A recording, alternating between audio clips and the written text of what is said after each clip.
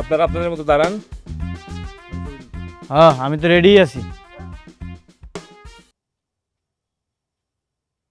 Wait, আচ্ছা আপনাকে এইভাবে পোজ দেওয়া কে শিখিয়েছে? এটা আপনি কি কইতাছেন? এইটা হইতাছে আমার সিগনেচার পোজ। এই সিগনেচার পোজ দেখলেই মহল্লার মানুষজন আমার চিনে।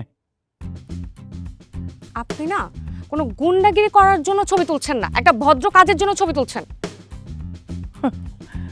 ভাড়া করে প্রেমিক আনছেন, আবার কইতাছেন ভদ্র কাজ করতে। ছি, কি বিশ্রী ভাবে হাসে। আমার হাসি ভালো লাগতেছে না, আমার কোনো পোজ ভালো লাগতেছে না।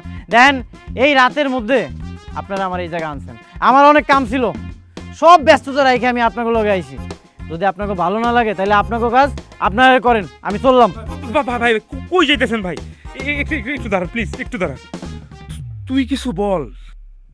আমি কি বললাম? যেটা সত্যি সেটাই বলছি।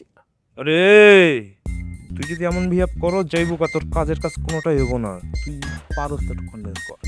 আচ্ছা ঠিক আছে, আচ্ছা ঠিক আছে, আমি আর কিচ্ছু বলবো না। শুধু আমি যেভাবে বলি সেভাবে আমাকে কয়েকটা ছবি তুলে দিলেই হবে বাবাকে দেখানোর জন্য, প্লিজ।